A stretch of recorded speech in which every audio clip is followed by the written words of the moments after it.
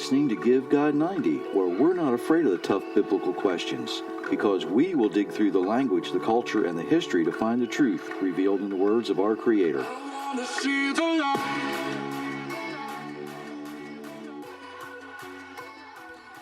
Good morning, everyone.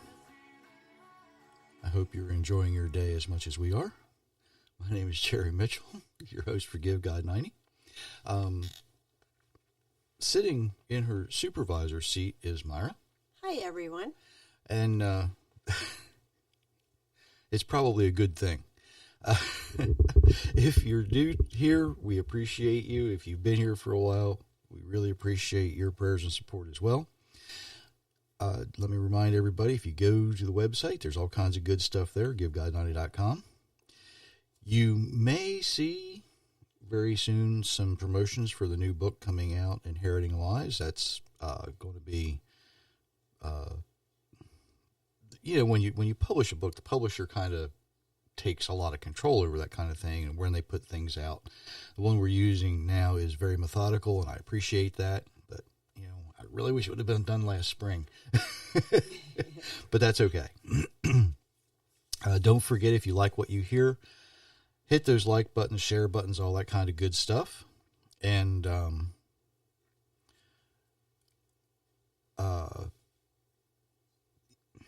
what's the other thing? Oh, the comments. I got people messaging me on various social media things here today, and trying to keep track of all that. If you want to leave a comment somewhere, that's we will get to it. Trust me, I will do that.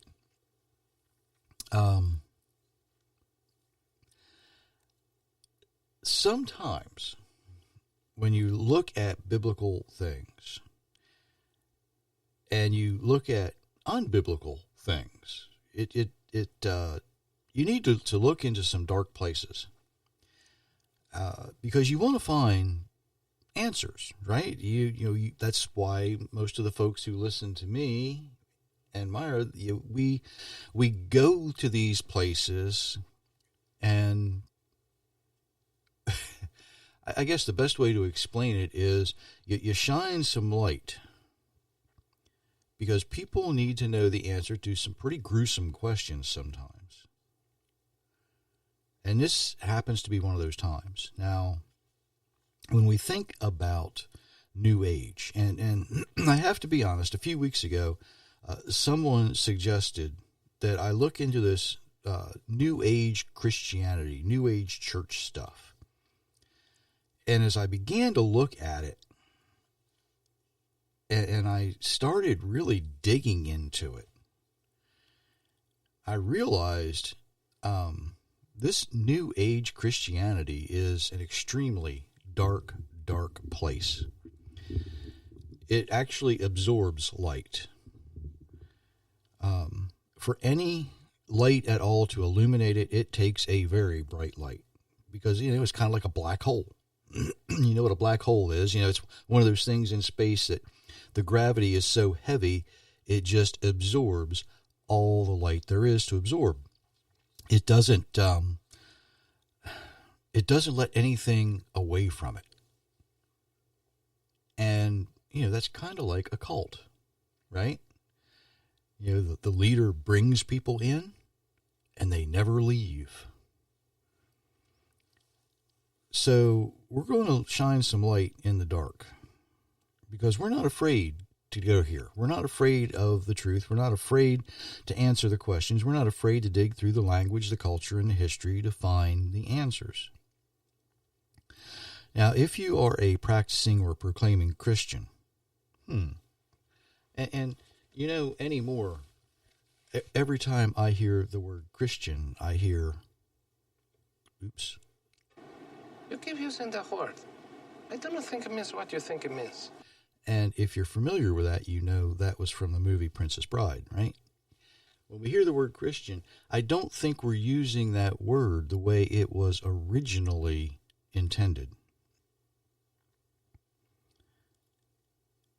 Now, I'm going to tell you that this is going to be a very generalized overview, because I don't want to give anybody instructions here. Okay. We don't want to tell you how to go practice this stuff we've looked at, and you don't want to. What I want you to do is to be able to recognize it. New Age Christianity actually includes some very, very strange concepts. And if you search for crystals in the Bible, it's going to take you to Ezekiel 28, which mentions the fiery stones, the stones of fire. And a deeper reading of this suggests that the one who cuts these stones of fire was the first one who rebelled against the Creator. That's possible, but I think he was the second. Okay? I'm not going to get into that a whole lot. You see, the breastplate of the high priest uses 12 gemstones to represent the 12 tribes. And while most people think of crystals today as that opaque cut quartz, in reality, crystals can be cut from several stones. And I'm not talking about, the pretty little cut glass pieces that some churches have hanging on their curtains. When the light shines through it, you get the prisms on the walls. That's not what I'm talking about. I'm actually talking about the crystals that are supposed to hold some magical power.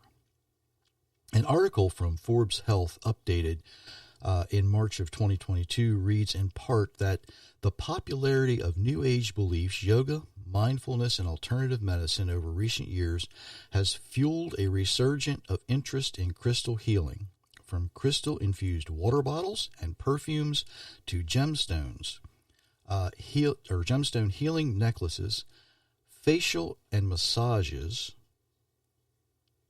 and there's no shortage of crystal applications. Though crystal healing is still considered a pseudoscience, some sources estimate it to exist as far back as 6,000 years ago. With the ancient Sumerians in Mesopotamia, the amount of information available to the public on alternative medicines like crystal healing continues to grow. The writer goes on to say that crystals are stones with physical characteristics such as a specific formation or ordering of atoms that affect light refraction, electrical charge, and more. Crystal healing emphasizes these qualities and how they might affect the human body's vibration. Notice how they said might affect.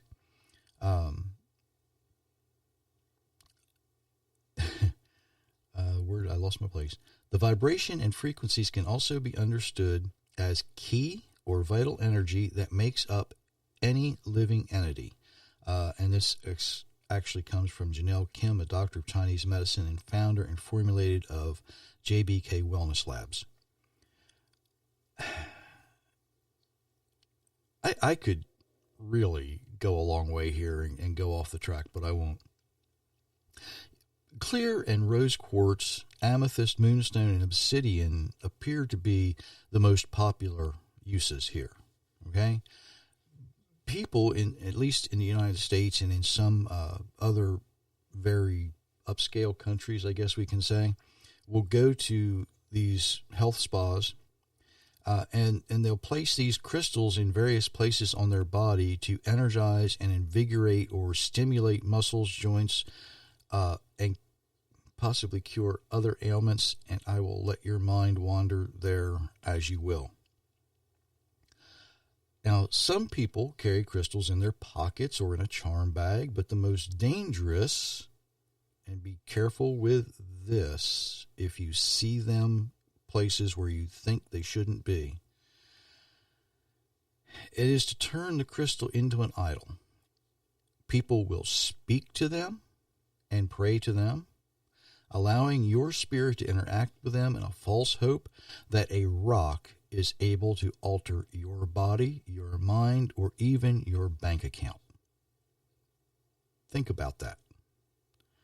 Think about that. Are you willing to put that much faith in a rock?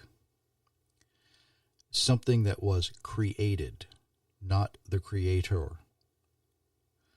Of course, the only thing that really is being invigorated or stimulated is the bank account of the person selling you the crystal to start with. Now, I want to make sure that you don't confuse using crystals with using things that actually benefit us or have the potential to benefit us, such as, you see the salt lamps, the Himalayan pink salt lamps. These actually help indoor air quality by releasing a negatively charged ion into the air. We have the science with us now, okay? While there's no direct health benefit, those negative ions help the indoor air pollutants, and let's face it, they're pretty to look at, right? They give off that warm pink glow. So if you want to help increase decrease the indoor air pollutants, you can let one of those things burn. It does help. We have the science to prove it. With some things, it's not a cure-all. It's not a magic potion. It just simply the heat going through the salt releases negative ions. That's scientific. That's basic. It's not rocket science. It's who are the people that study rocks? Geology, okay?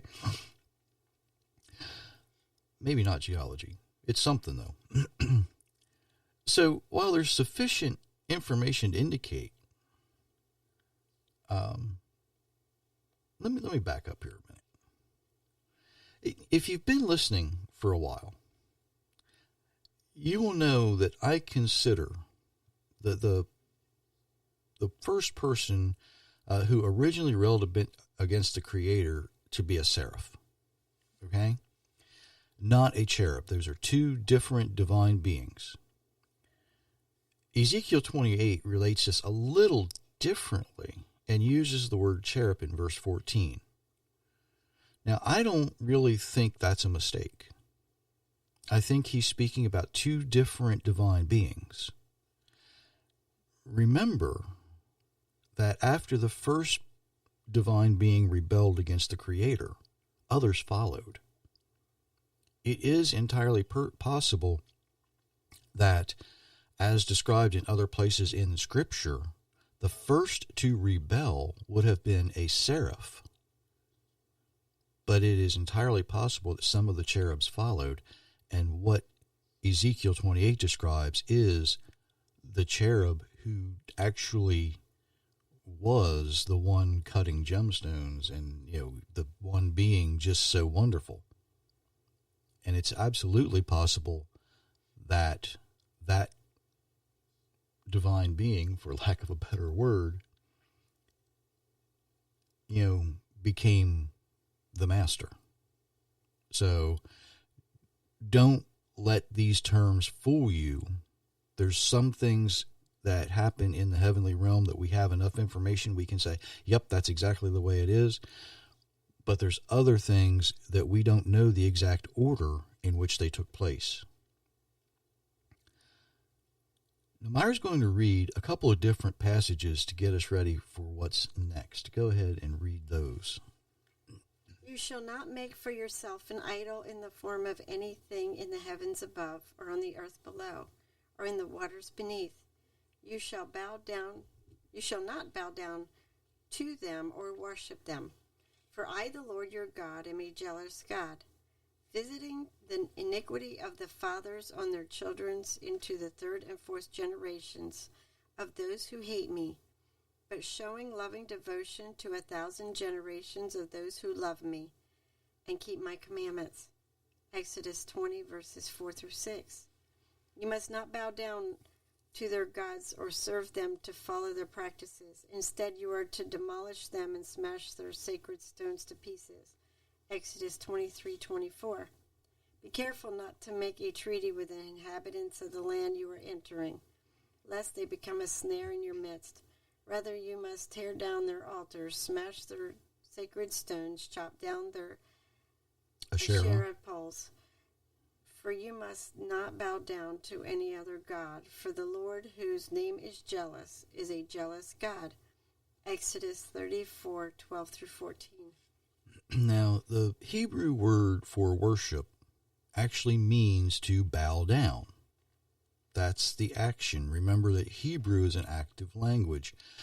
Especially in the United States and other people who speak descriptive type languages, they think of worship as something you can put in a box, but it's actually something you do. But what does it mean if you bow down? And here's where a lot of churches are going to be very upset with me. Some are going to appreciate this, but others are going to be very upset. There's a lot of churches today that allow what I will consider straight yoga to be taught among their people. Most people think this is a harmless exercise regimen that trains the body through various stretches. It improves balance. Something I need to say here is this. This week, I was actually contacted by someone who lives in India, and the Indian people are becoming extremely interested in the Bible. And that happened after I put these notes together. I don't think that's a coincidence. The word coincidence doesn't exist in the Bible. So this may be something for that gentleman to use here. India is an extremely large country with many, many religions. There's a lot going on there. Although the most popular religion uses yoga, right? Now, having said that, I also need to add that a verified source of the New Testament written in Hebrew that can be traced to 1st century AD documents was actually found in Cochin, India. That document's actually currently being translated into English. That's going to be interesting. You've heard me refer to that before. So, where I'm going to start here actually comes from the Ministry of External Affairs from the Government of India, and the topic was yoga, its origin and history, and I'm going to not pronounce this name right. I can tell you that right now. Dr. Ishwar Basavarthi, I believe, is the closest I can come to. And he writes, yoga is essentially a spiritual discipline. Let me say that part again. Yoga is a spiritual discipline. Pastors who allow yoga in churches, are you listening to those words? And it gets worse. He goes on to write, based on extremely subtle science which focuses on bringing harmony between mind and body, it is an art and science of healthy living. The word yoga is derived from the Sanskrit root yog, meaning to join or to yoke. It's a spiritual discipline based on the word to join or to yoke. Follow me with this. As per yogic scriptures, the practice of yoga leads to the union of individual consciousness with that of the universal consciousness, indicating a perfect harmony between mind and body, man and nature. According to modern scientists, everything in the universe is just a manifestation of the same quantum firmament. They might have that part just a little bit right. A little bit. He goes on. One who experiences this oneness of existence is said to be in yoga and is termed as a yogi, having attained to a state of freedom referred to as mukti, nirvana, or moksha. Thus, the aim of yoga is self-realization. to overcome all kinds of sufferings leading to the state of liberation, which is moksha, or freedom. Living with freedom in all walks of life, health and harmony shall be the main objections of yoga practice. Yoga also refers to an inner science comprising of a variety of methods through which human beings can realize this union and achieve mastery over their destiny. Yoga, Saraswati Valley civilization dating back to 2700 BC, has proved itself catering to both material and spiritual upliftment of humanity. Basic humane values are the very identity of Yoga Senhadra. Each pose is bowing to a specific pagan deity. Yoga is not just stretching. Yoga is idolatry.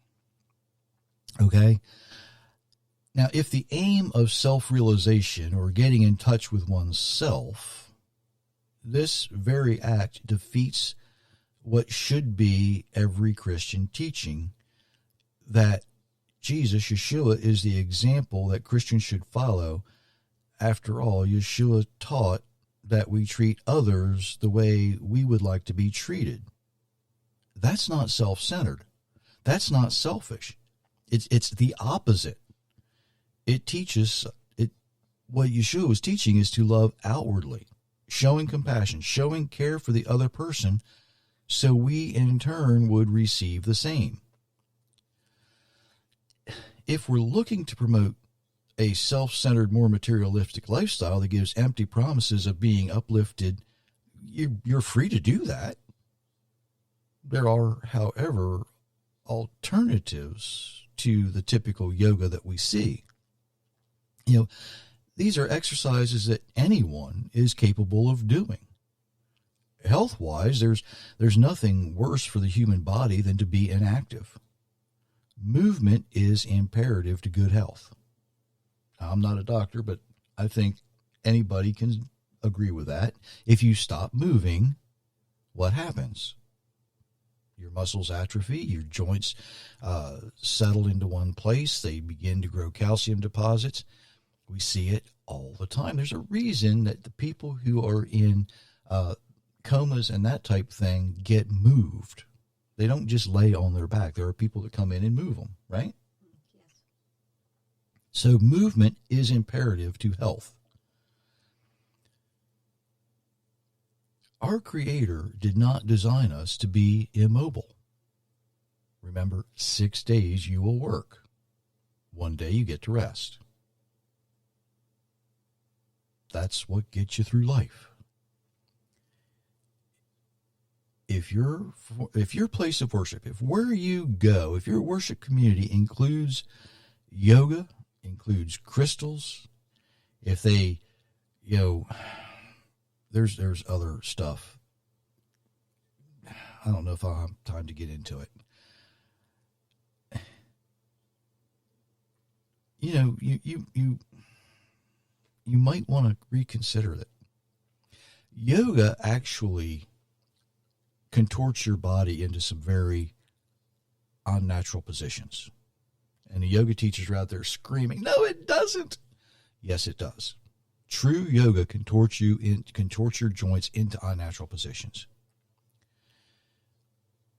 Regular stretching for exercise, like they used to teach maybe in the military years and years and years ago. I had a gym teacher who was recon Marine on Iwo Jima, okay? He knew how to be physically fit. He had to be physically fit. He knew how to stretch. Have you ever watched a dog or a cat when they get up from their nap? What do? They stand up and they'll put their front or forepaw out and the opposite side, their rear, and they will stretch, and then they'll do it the other way, and they'll kind of move around a little bit, get things lined back up, and then they're ready to go. Now, If you scare one, they'll just jump right up and run, right? Yes. But when they get up, that's how they will naturally do. Any animal, and if any created animal has the ability to know that and feel that and do that, anyone who is actually in touch with their body can do that.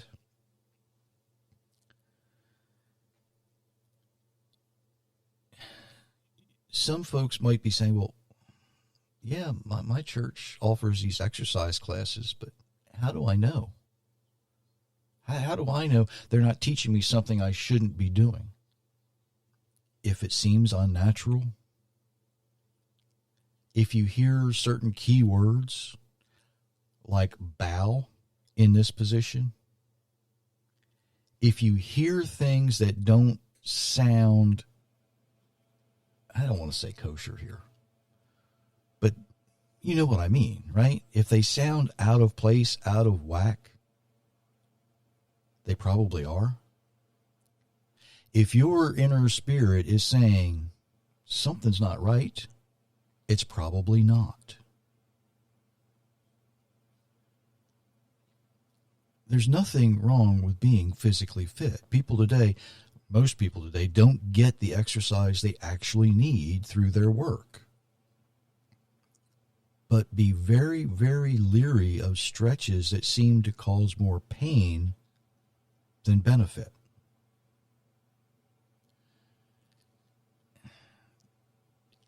You know, most experts today agree that walking is the best form of exercise, right? But take time to stretch those muscles out before you do that, right? And if possible, if there's a safe place for you to do it, walk barefoot. I know that sounds funny, but walking barefoot actually allows your feet to feel the terrain under you, and it sends those messages to your brain of how to react properly, especially when you step on something sharp. Now, I know there are a lot of folks out there that for whatever reason they can't go for a long walk. Some people actually need to sit in a chair to exercise, and that's fine. We have friends who need to do that because they physically, through some of the things they've done earlier in their life, through injuries, bad health habits, and other things, they either can't stand up long enough to really do a long exercise, or they can't breathe well enough to do a long exercise. So, but they're not just sitting. They're moving. Do you see where we're going with that? When you stop moving, your body begins to deteriorate.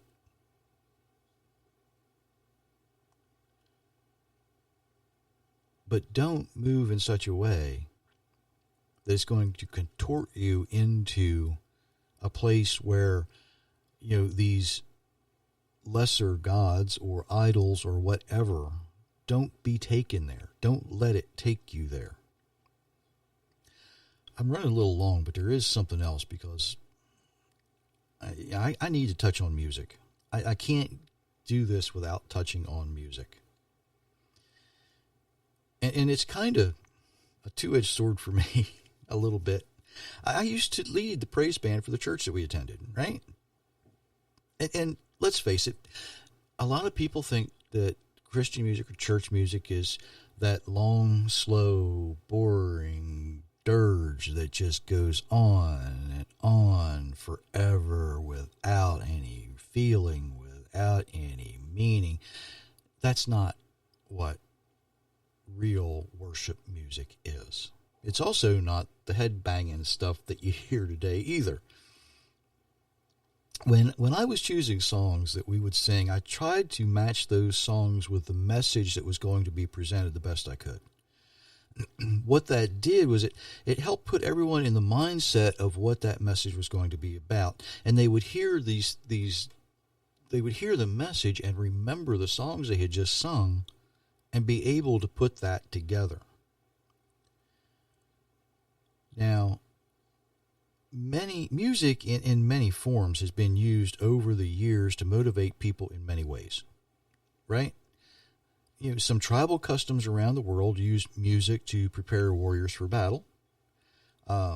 We had a little glimpse of that in the United States a couple of years ago, as people were rioting in the cities, right? They blared their anti-everything music to the large crowd to get them riled up into their frenzy. Now, I know quite a few old soldiers. And in some units, the officers rejected the use of loud music because it takes your mind off the mission.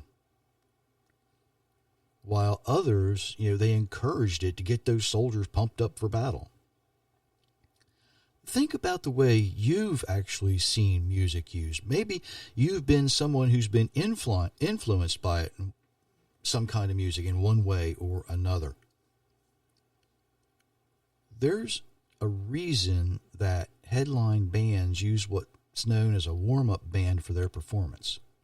It's to get the crowd motivated. That this lesser band will come out, and they need to be pretty good, but they get everybody pumped up. But really, truly great performers and entertainers don't need anyone to warm up the crowd. They're good enough to go out and perform to what's called a cold audience. They do their show, they get the crowd involved without the need for somebody to come out first to say, "Oh, we're getting ready. Are you ready for that? Are you ready? Are you ready?" You don't need that. If you are I don't want to say well seasoned, it makes it sound old, but if you are good enough to walk into a cold crowd, walk out on a stage with people who have paid money to see you, and they are expecting your best, and you can get that crowd involved, you can get them motivated, you can pull them into your entertainment, whatever, if it's music, if it's a lecture, if whatever it is. You don't need that warm-up crowd. They don't need to be motivated.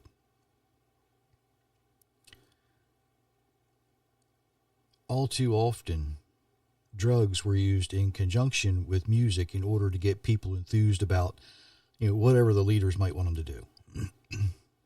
And I've actually spoken to a few Native American elders who tell stories about what we know as the Indian Wars. Many of the great leaders wouldn't have dancing and chanting before the battle. That's what we see in the movies. They would go out quietly. They would, do what they needed to do. And when they came back, if they were victorious, that's when they would celebrate. To project to the enemy that you were about to go to war, most nations didn't do it. Now, some of the tribes did, but most nations said that's not a good practice to do. I use those examples to warn you that if you are involved in a worship service that needs to get you motivated, to point you in a certain direction, you may be being manipulated. Okay? If you're hearing concert type music and, depending on how they're playing it, and I've touched on this before, how you tune an instrument also has an effect on you. It's possible you are being manipulated without even knowing it. Now, thankfully, not all the churches do these things, but there are many who do. There's a lot of New Age concepts out there. I mean, a lot. The worst ones, actually question the sacred word of the Creator. Not the translations. They need to be questioned. The translations need to be questioned. We need to make sure we have the correct text. We need to make sure we have the right context. But like Eve in the garden, did God really say? We hear a lot today about Reiki and energy healing, using energy from unfamiliar spirits and symbols for healing. You know, you need to be aware of that and beware of anyone using the word chakra. Putting yourself first. That comes directly from the plains of Shinar, Tower of Babel, trying to reach heaven on our own terms, on our own conditions. Prosperity gospel's another one. You know, the name it and claim it. You know, if we ask Jesus, if we ask in Jesus' name, he's got to give it to us because that's what it says. Nothing could be further from the truth. Our Creator will not give you anything that will cause you to sin or cause you harm. Astrology, not astronomy. Astronomy is the study of the cosmos and how planets and stars and things orbit. Astrology is the thought that stars are somehow able to predict how we should live. Now, I had that conversation a few years ago, and I would still argue that anybody born in the summer is going to react to different things differently than somebody who was born in the winter. Just because of the timing of as you're growing up, the timing of as things hit you, kind of, right? Not actually slap you, but how the information, how you process information. If you're born in the spring of the year and you get a piece of information, a person who is born in the fall of the year who sees that same information may react differently, will probably react differently. Why? Because they have different memories and different experiences simply by timing. Did I explain that fairly well? Okay. It's not the stars, not necessarily the month you were born. The stars say you should do this today. The stars say you should play those numbers in the lottery today. That's not that's garbage. Don't do it. Now, if you want to watch Mars orbit the sun, that's astronomy. That's fine. But I can pretty much guarantee you where Mars is in conjunction with Venus or whoever has very little bearing on your life. May have a lot of bearing when it actually comes to signs in the heavens, biblical signs in the heavens, but directly on your life has very, very, very little bearing. If you proclaim the God of Abraham, Isaac, and Jacob as your God, there shouldn't be any room for these New Age concepts. You should be living the way your Creator designed you to live. Your designer created you to live. You should be living the way your Creator designed you to live. How did I mess that one up? I'm going to encourage you to examine the traditions, your denominational doctrine, that you may be practicing very, very carefully. I've been doing this for years. Examine these things. If what you're doing can't be found in the Bible, or especially if it can be found in the Bible and it says it's an abomination, don't do it. It's that simple. Put those things in your past and repent.